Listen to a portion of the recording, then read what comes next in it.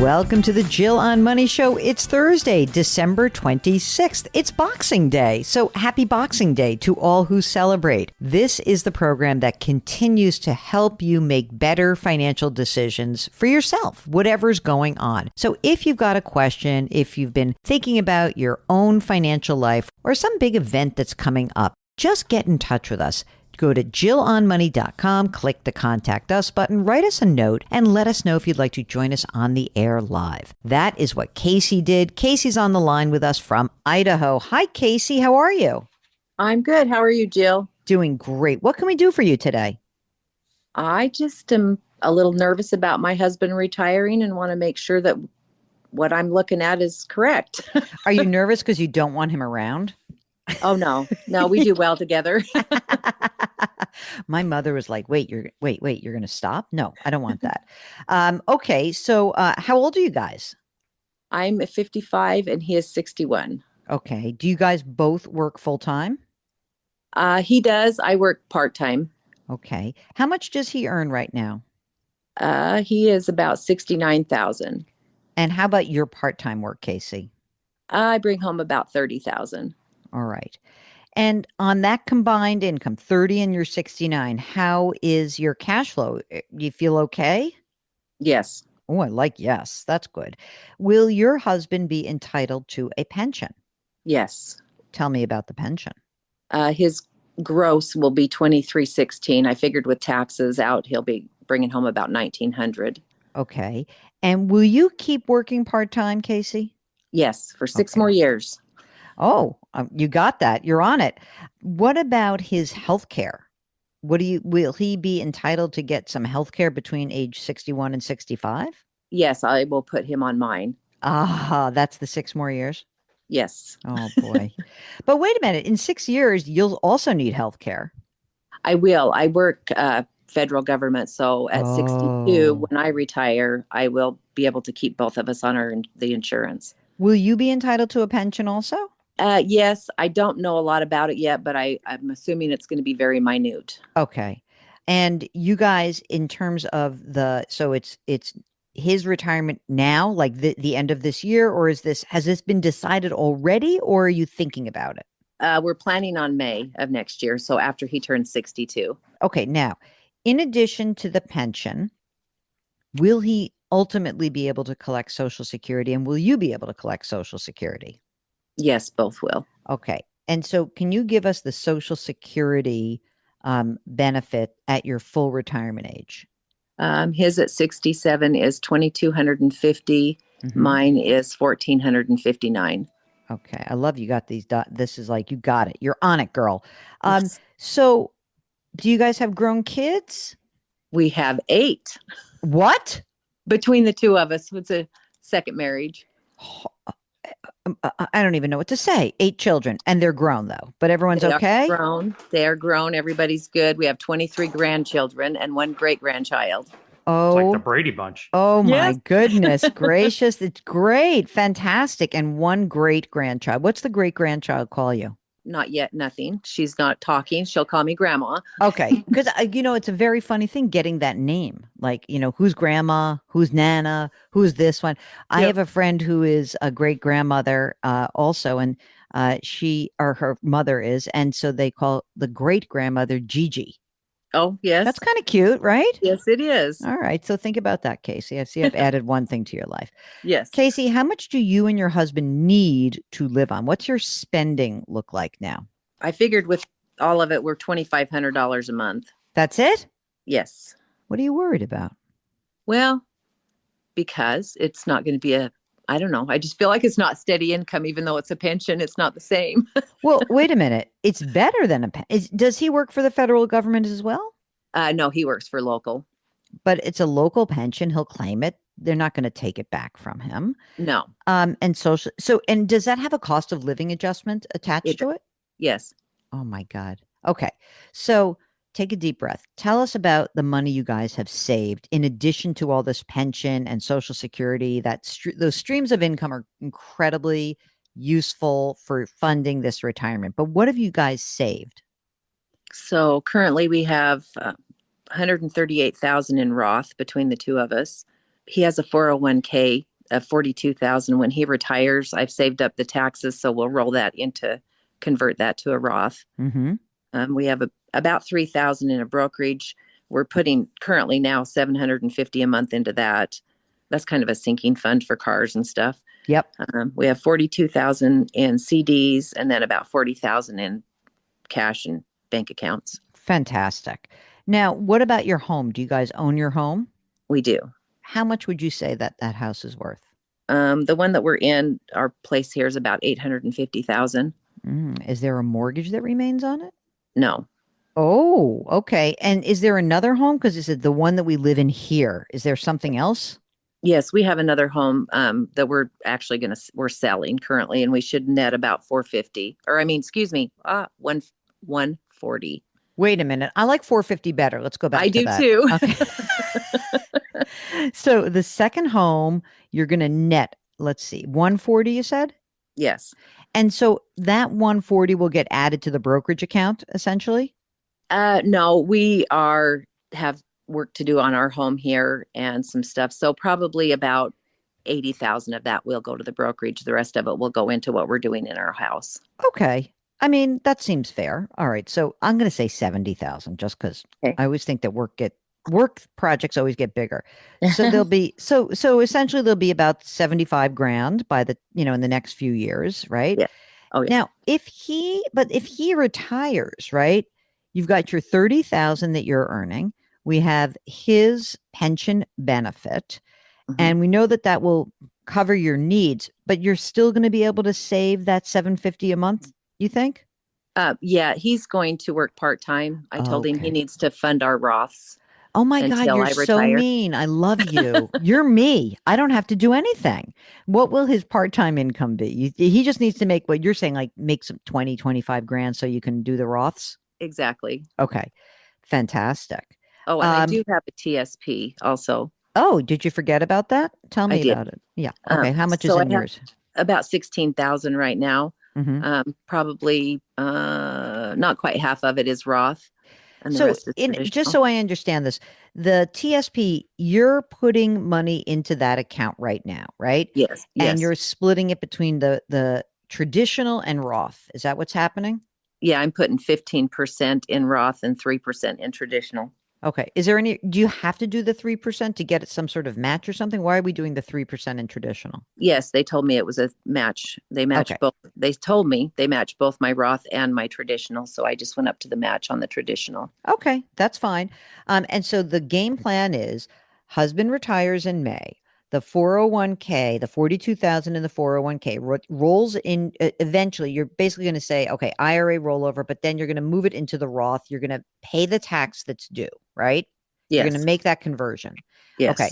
And so then going forward, the contribution is the 15% in the TSP and the 750 a month into the brokerage, and then the funding of the two Roth IRAs on him, right? Yes. All right, this is all good. What's your problem? Why are you all nervous? This is I'm more This is a nervous. great plan. I'm more nervous for the next 6 years. Really, that's my biggest concern. If something happens to one or the other of us.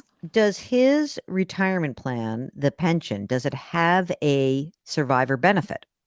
It does. The number I gave you is without the benefit. What's the survivor benefit? Maybe we should be thinking about that because you're younger and you're a lady and ladies live longer. I believe it's 1,800 gross. Mm-hmm. Our biggest thing is his longevity and his family. His health is great.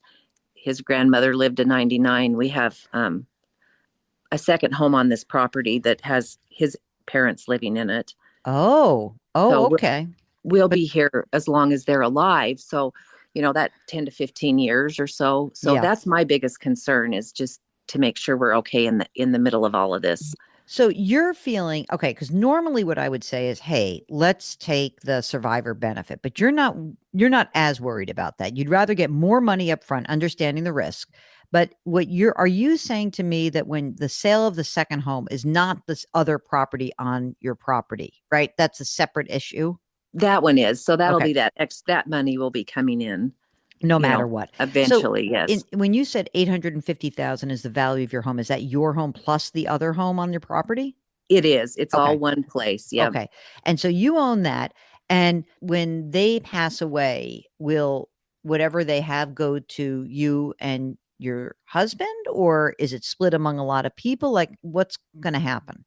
Well, we own the home. Mm-hmm. They're living in it, so we can. Mm-hmm. It's just easier to care for them, and then whatever they have will get split I gotcha. between three siblings.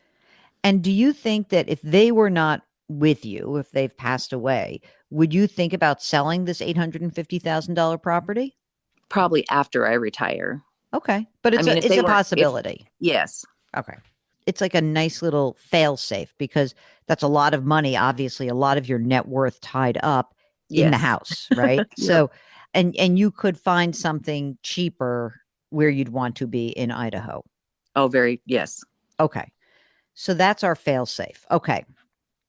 So let's think about like what is the downside here? The downside of the plan is something happens to your husband in the next bunch of years, the next 5 or Mhm. 6 years, right? Yes. In that case, then I guess the problem is that we can't sell. Like if it were just you, I'd say okay, Mhm. but you'd sell the house and you'd be fine. Yeah, You can't make that decision, right? I won't. Yeah. Yeah. Okay. This is interesting. Does he have life insurance? Through his current job, but not. There's a little bit through mine, but it's like enough to cover the funeral. Can you buy life insurance on his life through your job as a benefit? I don't know. I think we should check that out. I Okay. think that there is risk. You're right. It's not really 5 years. It's really like 10 years. Because how old are his parents? 83 and 84. Hmm. I mean, it feels to me like there is a 5 to 10 year window here. It's not 15, I doubt it, but let's just say it is for Hmm. argument's sake. That if we could have a little backstop for you in the form of life insurance, that would be helpful. It's going to be expensive, but Yes. we have to just weigh, is life insurance the better choice or is the pension survivor benefit the better choice? And I don't know that until we find out how much it would cost to get life insurance for him. Because remember, it's a $500 a month differential or 6 grand, right? So it's 6 grand a year. It may be worth it to do that, Casey, because I mean, this is a terrible thing that I like. Not only is this my personality, but as a certified financial planner, the job is to look at where does the risk lie. Hmm. And unless I don't know if he like I'm out of here, I need to retire. I mean, obviously the answer is if he delayed retirement, you could save more money and build up the nest egg a little bit, and then the pension question might be solved. But how does he feel about that? Is he like no way, or like what's his mood? He's tired of being the boss. So yes, he's done. He's done. Um, would he? Okay, let me ask you another question. If he's tired of being the boss, would he be interested in being an employee, not so much part time, but like, would he get another job?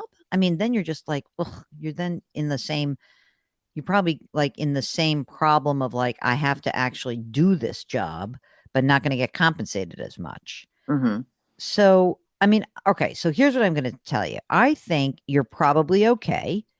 I would like you to find out about insurance. Hey, Mark, do me a favor, just for S's and giggles.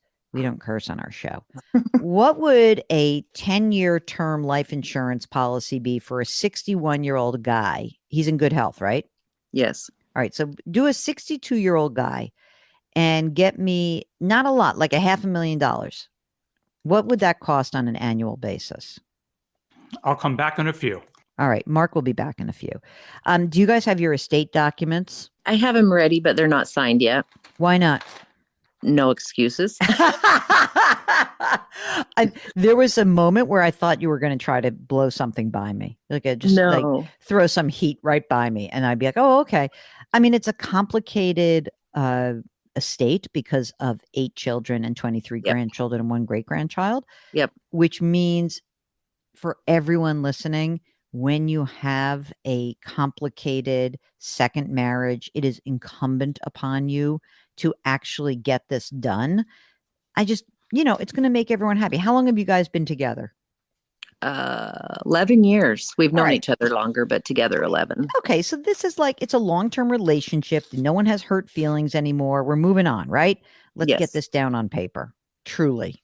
I mean, I- also because of agree. the yeah, and do his parents have any money? Some. And what about your parents? Are they alive? No, they passed away a couple years Oh. ago. That's actually who they lived in this house before, my in-laws. Oh, I see. But no, Inter- they have some. There will be inheritance. Okay. Do you think should I factor that in? In other words, the house is yours, right? But is there going to be a couple $100,000 that we can factor into this equation or not? Probably between the siblings, split between them. And they do have a home that I think that we will inherit their home. It is complicated. It is Yeah, complicated. That's my biggest thing is I'm just nervous in the short term. It's not the long term. We're fine that way. I know that. Yeah, We've exactly. met with our financial people and our Percy, and we're going to meet with the accountant to make sure that everything's in order. That's just the short term. Okay. That's what I want to know. Okay, Mark, do you have a number for me for insurance or not? You're north of $300 a month. Yeah, but wait a second. What's This the is- actual dollar? This And is it level? Yeah, this is $250,000 of coverage. Okay, but it's 250,000 for how long? Just like 10 years.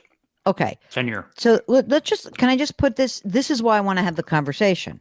So the haircut in the pension is $6,000 a year. Mm-hmm. The insurance is $4,200 a year. Yeah, I mean, this is, these are just the averages. So his might be, who knows what his will be. I think that I want to look at this. I want to at least look at it because it might be that you say to him, honey, I need you to make the money for 5 years. I want you to make enough money to put money in a Roth IRA and to cover the insurance premium. Because in 5 years, you might feel a lot better, Casey. Yes. Let's find out if you can buy insurance on his life. And then do you have somebody like, I would love for you to just go and see what would it cost you to get 250 grand of life insurance for 10 years on your husband's life. That's Okay. it. Okay. And if it's like $350 a month, the comp is, well, how much am I paying to keep my pension? What we often will call this is like actually like, it's a little bit of like a hedge against your pension bet. That's Yeah. all. Right. Yep. So let's find that out.